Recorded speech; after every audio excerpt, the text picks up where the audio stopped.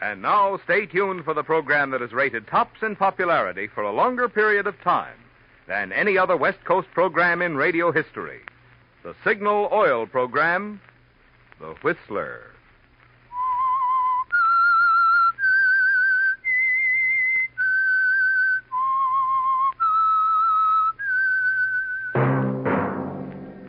Signal, the famous Go Farther gasoline, invites you to sit back and enjoy another strange story by The Whistler.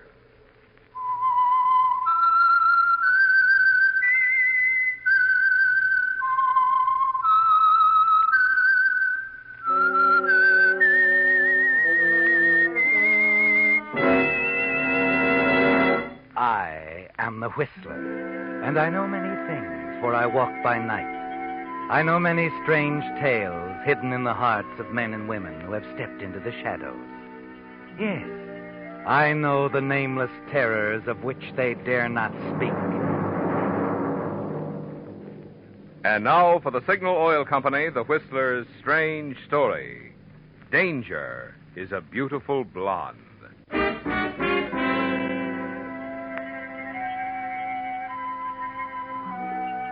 Like anyone else, Van Barclay gave little thought to the precarious nature of everyday living. Had he had occasion to probe the fact, he might have acknowledged that danger is always present and that it can strike quite suddenly. Only Van Barclay wasn't thinking about such things. Perhaps he was too restless to care. A young engineer, unmarried, can get restless. Working in a new, strange city, he can get lonesome, too. Van Barclay was one or the other, or both of these things on a Saturday night when he came out of a movie and went for a stroll along the Santa Monica Palisades, in preference to going back to his hotel room. On a corner, he stopped to light a cigarette. That's when he first noticed her. The car was big, a convertible. It cruised by him, came back around the block, moving slowly. The third time around, he was standing on the curb, staring openly at the girl behind the wheel. She was very nice, young, blonde, considerably more than attractive. And she was looking at him just as obviously. Hello. Hello. You've opened a door before, no doubt. In other words, isn't it a beautiful night for a drive? Well, isn't it? Yeah. Yeah, that's what I said. You weren't going somewhere important. Oh, no, not at the moment. In fact, I was faced with a rather gloomy prospect of an evening at a hotel, alone. Good. But it is a beautiful night for a drive. I suppose it was on the golf course at Biarritz. What? Yeah, where we met. Oh, well, that's as good a place as any. Yeah, only I've never been there. I don't have a good imagination. Let's see. Oh, then, I remember so well those evenings at Monte Carlo when you'd say to me, Van, you must sit beside me at the casino tonight. You bring me luck. You called me Van in those days, remember? Never Mr. Barclay. And I used to call you, what was it I used to call you? It might have been darling, mightn't it? Yeah. It might have been at that. Or maybe the mystery woman. Beautiful, fascinating, and unpredictable. Especially unpredictable. Oh, that's not very flattering, Mr. Barclay. You might have said, especially beautiful. Yes, I might have, and meant it. Okay, you win. You're not only beautiful and fascinating and unpredictable, but you're too fast a worker for me. Now, how come? How come what? All this. You're not happy about taking a drive with me, Mr. Barclay? I'm delirious. But why me? Well, what have I got? You're not unattractive, you know. Yeah, but baby, you never saw me before. How do you know what I'm like? Perhaps I like to take chances. Oh. Didn't your mother ever warn you about picking up strange men on the street? My mother was rather unusual, Mr. Barclay. And she taught me that when I wanted something, there was only one thing to do. Get out and find it. Uh-huh. Okay, who's kicking? You'll pardon me if I pinch myself. This is something I wouldn't have believed. Sort of like an angel from heaven dropping in your lap. I'm no angel, Mr. Barclay.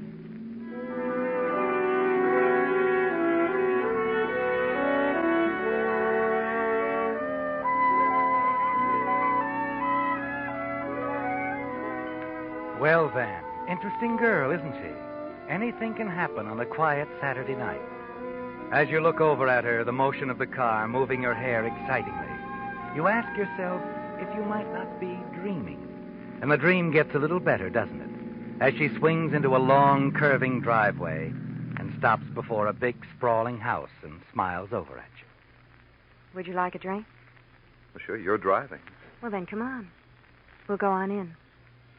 Hey, this is the swankiest roadhouse I ever saw. It's not a roadhouse. I live here. Come on.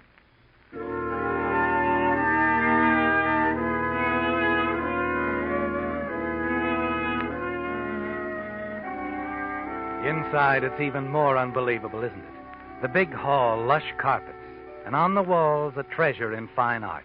Hey, this is not a bad little place to hang your hat. Oh, hang it then. We like it here. You probably have 2 or 3 scattered around the country. No, just a cabin at Bass Lake. I gather you're not worrying much about any wolves howling at your door. Well, not that kind, Hey, anyway. the guy that owns this must be a movie producer. My father. Oh. And he's not a movie producer. He's just an art collector. Perhaps you'd like to take a look around. We have some very nice paintings scattered all over the house. Do you think we can find our way without a guide? There's no one else here. That's what you mean. We only have one servant now, and this is her night off. Cozy, isn't it? The whole place to ourselves. All 50 rooms. It's not that bad. We'll take a look as soon as we have that drink I promised you. You feel like pinching yourself, don't you, Van? This is the kind of thing that just doesn't happen. But it's real. She's real. And she's even more attractive than she looked in the car. And it isn't the cocktails you've had. Finally, she leads you into the library. You like this room, Van? Oh, yes, very much. Always wanted something like this. The right sort of library is good for a man. I designed it myself. Oh, even no interior decorating. Well, you're pretty complete. Thank you. Van, fix yourself another drink. The decanter's over there. I'll be right back. Take your time. This is all very pleasant.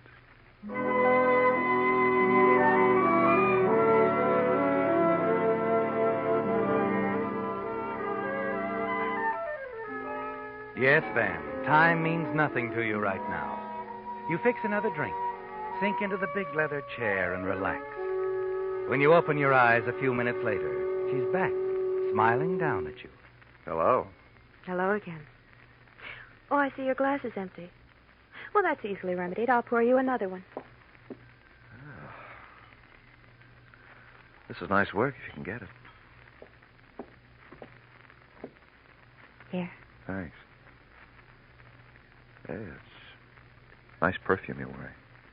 You like it? I like everything about you. Good. Then you won't mind doing something for me, will you? Anything short of murder. Walk over here. To the closet? Yes. Yeah. Now, open the door. There's something I want you to see. Okay, I'll play games. Hey, I thought you said we were alone. We are, Mr. Barkley. Because, you see, the gentleman in the closet is quite dead.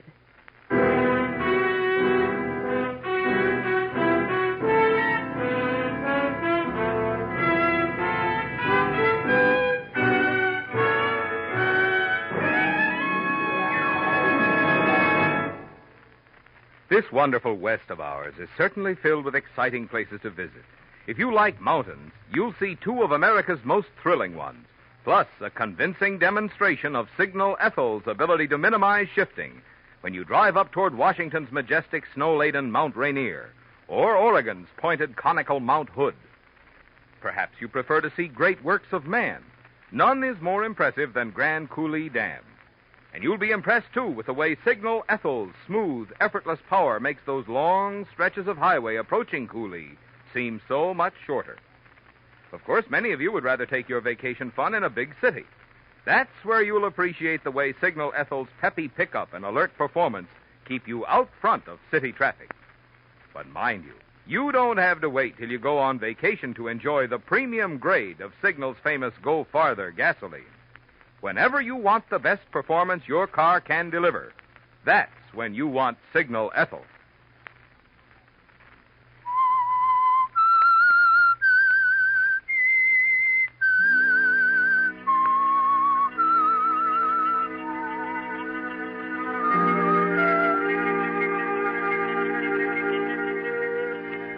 It's a great deal more than you bargained for, isn't it, Van? Yes. When you stepped into the car at the invitation of the beautiful Blonde, you didn't realize what kind of a ride was ahead. It was like a dream, wasn't it? Going to her home, having cocktails, relaxing. And then in the library, the closet.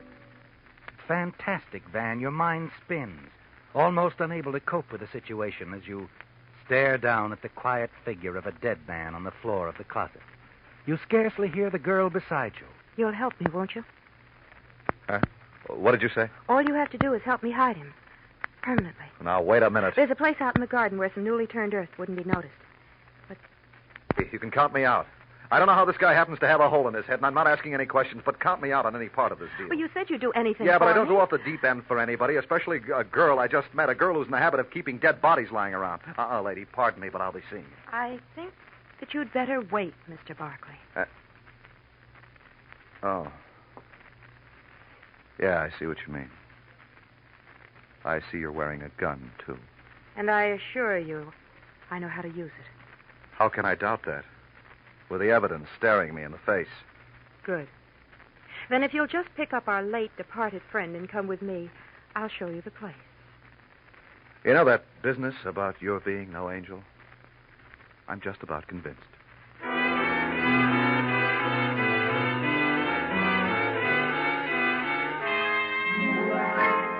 Well, Van, you're in, deep. And there's nothing you can do about it. Not with a gun in your back. You carry the body downstairs as she demands. And go out into the garden. There's a shovel. Start digging. Like I said, dig it big. Sounds like a beach near here. The back of the yard drops off to the beach, but never mind. We've got other things to do. Now dig it deep and wide. Yeah. Okay, dig.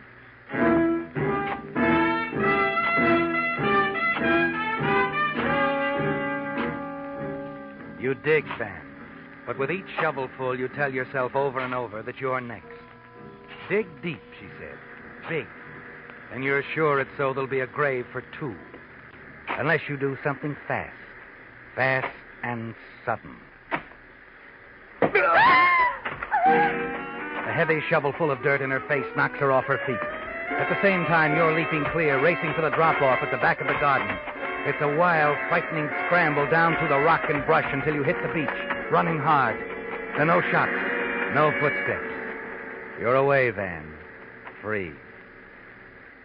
Far down the beach, you work your way back to the highway, catch the bus for town, and the safety of your hotel room.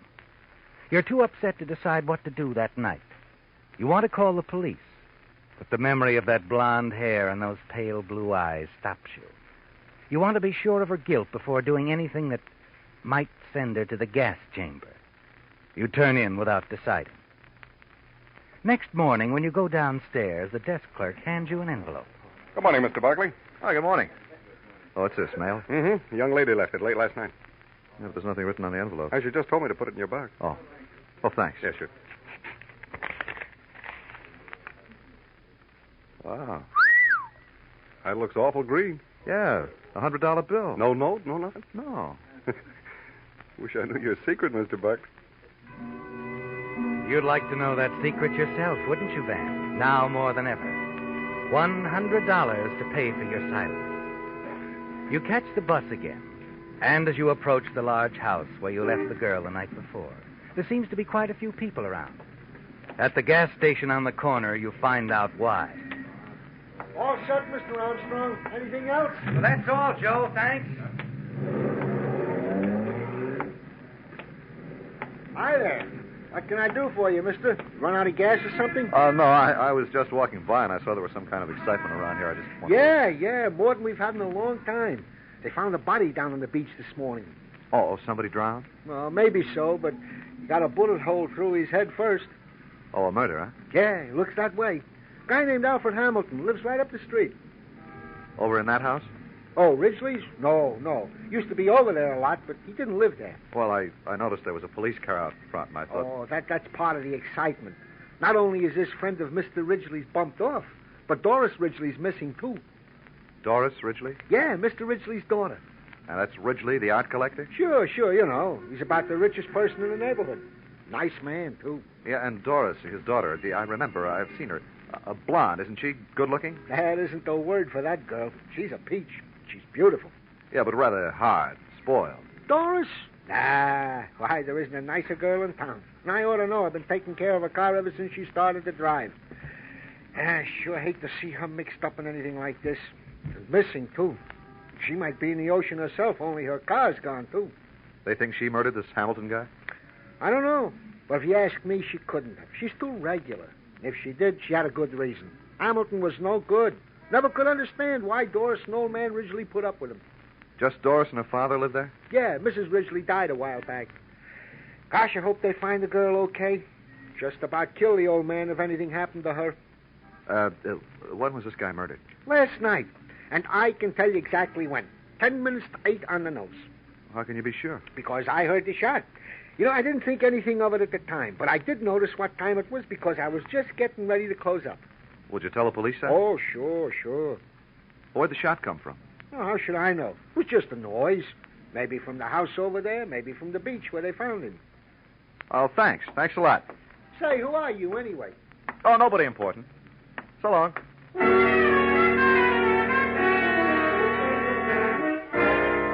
As you walk away, you feel sure about one thing. That Doris didn't murder Hamilton at all. She was covering for somebody else, wasn't she, Van? And you've got to find her and bring her back. But where? Where is she? It hits you suddenly. The cabin she mentioned. Yes, at Bass Lake. You decide quickly, Van. Next stop, Bass Lake.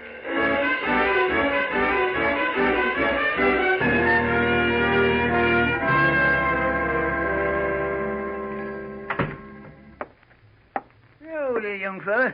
What can I do for you? Got everything here body needs. Groceries, notions, drugs, fishing tackle. I'm looking for somebody, Pop. I thought maybe you could give me some directions. I'm the person to come to and tell you about anybody in Bass Lake. Who are you looking for? Doris Ridgely. She's got a cabin up here, hasn't she? Yep. Well, how do I get there? You don't. Why not? Wouldn't do you no good. Why not? Nobody's there. Oh, but I'm sure Doris is up here, and I've got to find her.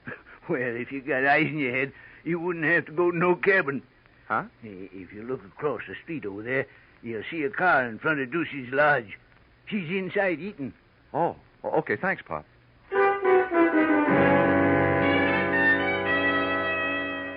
Yes, she is in Ducey's lodge. And you wait outside until she comes out. As she gets into the convertible, you slip around the other side and open the door. Oh, Hello, baby. It's a nice day for a drive, isn't it? Mr. Barkley. Now, don't reach for your bag. I'll take it. I'll take a look inside, too. Yeah, just as I thought. The gun, you've still got it. Well, I'll just keep it this time, if you don't mind. Look, Mr. Barkley. Just a minute, I'll do the talking. First, I'll return this $100 bill.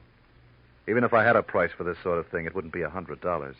It's all I had last night. I said even if I had a price. I don't. I'll keep my mouth shut until I'm ready to talk. Or you are. What makes you think I have anything to talk about? Look, I think I know a good kid when I see one. If you're really in trouble, I'm sorry, but I don't think you are. I don't think you killed this heel Hamilton. I think you're covering up for someone. No, I'm not. I killed him. He was threatening to tell something about me. So I killed him. I don't believe you. All you did was try to get me to help cover up somebody else's work. No, that's not true. Okay, so you're not ready to talk. Come on, let's go for a drive. Well, You know, I'm sorry I had to smother you with that shovel full of dirt last night. But I didn't like the prospect of sharing that hole in the ground with Hamilton.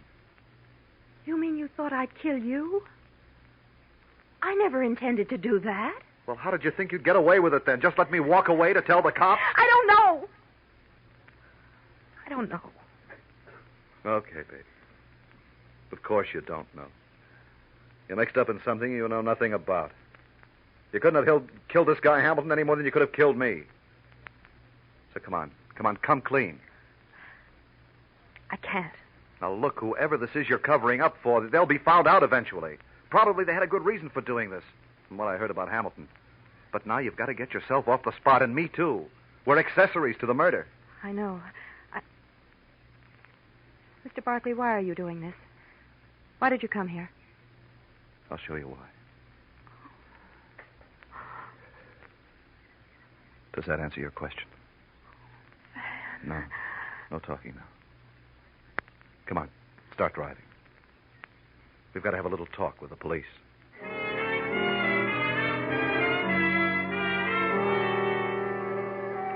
Well, Van, you found her, and she's grateful. You can see that. The way she smiles at you, weakly, wonderingly. And perhaps later, when it's all over, you can pick up the dream where it left off. You think about it as you drive back to the city with her. Then as she swings the big convertible into San Vicente Boulevard, she suddenly slams on the brakes, pulls up beside a police squad car. Hey, what's the idea, baby? We don't want a squad car. We want to go to police headquarters. Officer! Officer! Yes, ma'am? Arrest this man. He's wanted for murder. And be careful. He's got a gun. You can't believe it's happening, can you, Van? But it is. And later at police headquarters, your dream is turned into a nightmare as Doris pours out a wild story to the captain of the Homicide Bureau. They were both at my house last night. They left together. And then I heard a shot. When I went looking, I found Mr. Barkley standing over Alfred's body down on the beach. He'd taken his wallet. What? You'll find it in his pocket now. The officer already has the murder gun. Are you kidding? I haven't any wallet. I don't have any... Easy now. Well, seems you do have a wallet, Mr. Barkley. You see, Captain? Oh, but look, she put it there, slipped it into my pocket while we were driving. This is Hamilton's wallet, and this is the same caliber gun that killed him, Barkley. But I tell you, I didn't kill him. It's all a lie. Oh, hello, Ridgely. You sent for me, Captain? Yes, thanks for coming right over. I'm glad I did. The lad's telling the truth, Captain. He didn't kill Hamilton. Dad! It's no use, Doris. I appreciate what you're trying to do, but you can't protect me. Dad, please. Please don't say I anything. said it's no use, dear. You can release them, Captain. This young man and my daughter. I killed Hamilton. He was no good. I shot and killed him.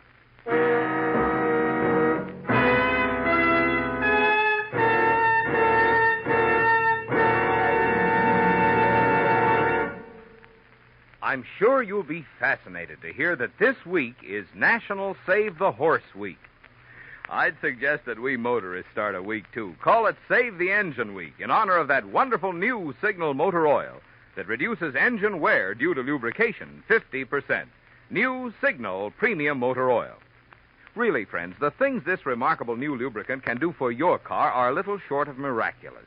With new Signal Premium, your car should keep its like-new pep and power twice as long. With new Signal Premium, your motor should run twice as many miles before needing an overhaul due to engine wear. And if your car isn't already an oil eater, with new Signal Premium, you should continue to enjoy low oil consumption twice as long. Best of all, Signal gives you all the extra protection of this heavy-duty type oil at no increase in price. Good reason to decide right now that you're going to make your next oil change a change to new Signal Premium Motor Oil at a Signal service station.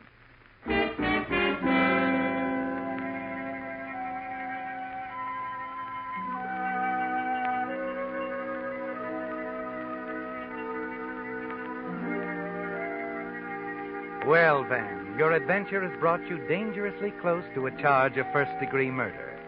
And now at police headquarters in the office of the captain of homicide, the surprises are hitting you like punches from a fighter, aren't they, Van?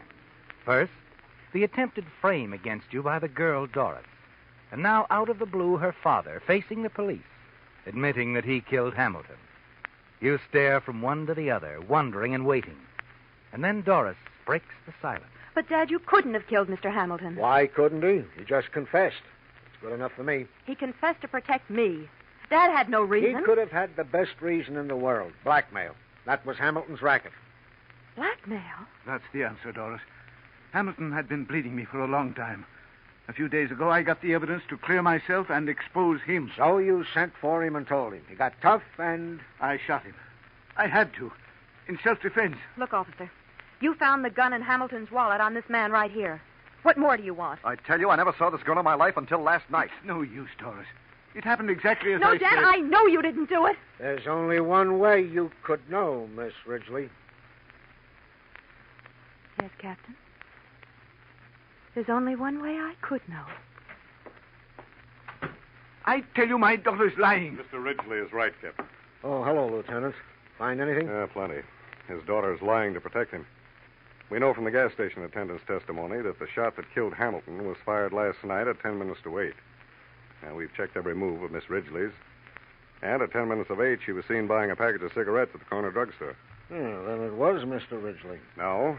Mr. Ridgely left Hamilton in his living room last night, somewhere around 7, after telling him he was going to expose him to the police. At 10 minutes to 8, Mr. Ridgely was seen having a drink at a bar near Wilshire.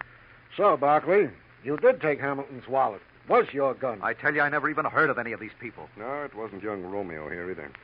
Oh, go on. Alfred Hamilton committed suicide. What?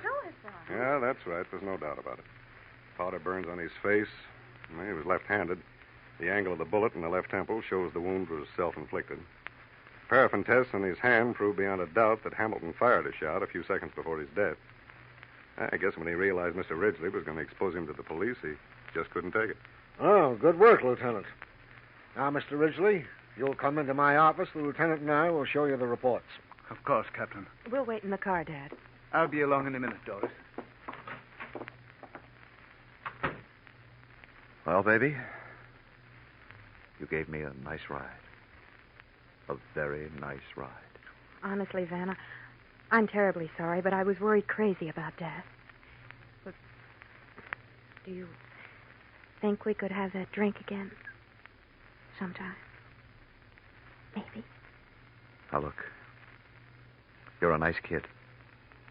You're beautiful, fascinating, all those things. Especially beautiful. But, baby, if you ever see me walking down the street again, just drive on by, please.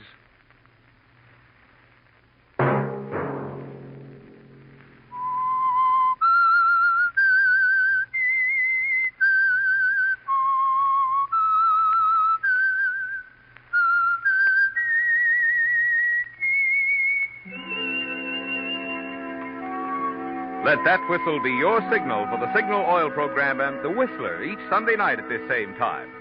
And before you start your vacation trip, be sure to ask your signal dealer for a free copy of Lane's Guide, a booklet prepared by an independent travel organization to help you find good eating and lodging places.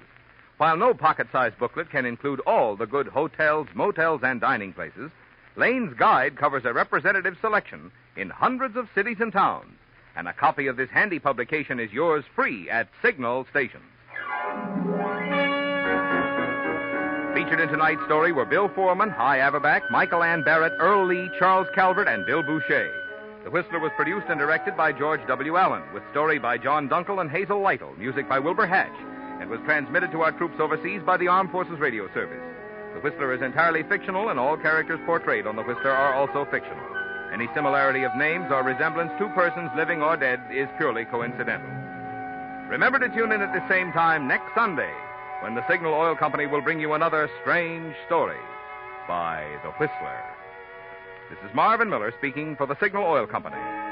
Stay tuned now for the Horace Heidt Show, which follows immediately over most of these stations. This is the CBS Radio Network.